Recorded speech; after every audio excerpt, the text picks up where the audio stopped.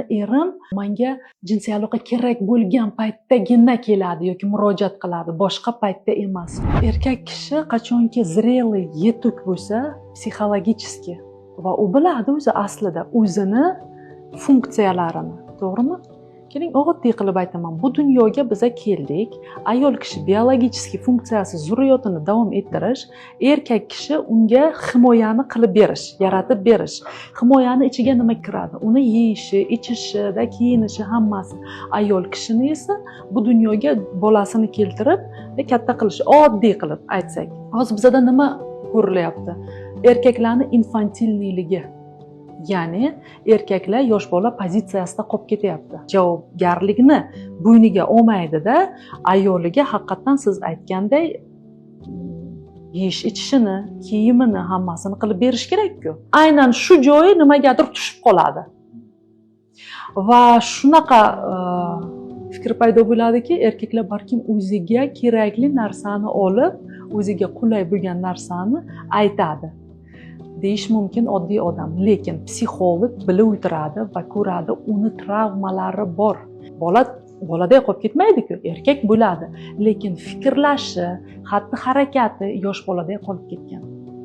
Va buni bir martaga yechib, topib bo'lmaydi, buni kuzatish kerak bo'ladi.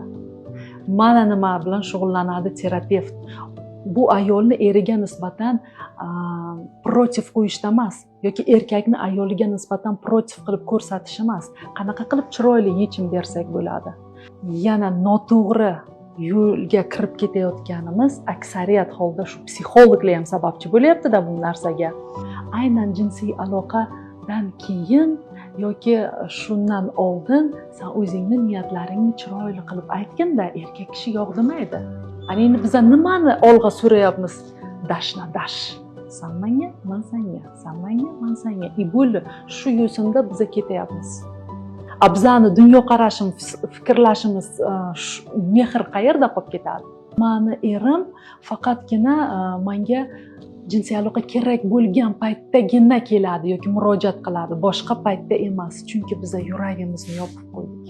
Bu yerda ikkita inson man shu insonga nimadir beraman deb kelsa, aynan berish to'g'risida o'ylasa, mana shundagina gullab yashnaydi-da munosabatlar.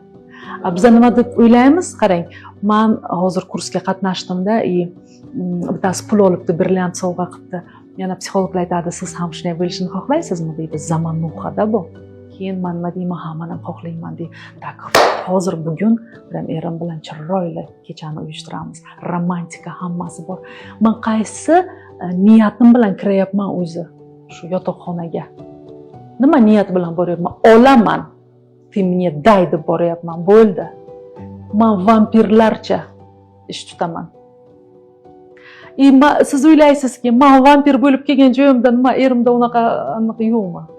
Men aytadi, men ham o'zimni rastlayishim turaman, bo'ldi. Keyin chapga qarab yotadi. Keyin qarabsizki, jinsiy aloqalar kamayib boraveradi va xohish yo'qoladi, chunki orgazm yo'q. Ba'zida orgazm bo'lishi ham mumkin.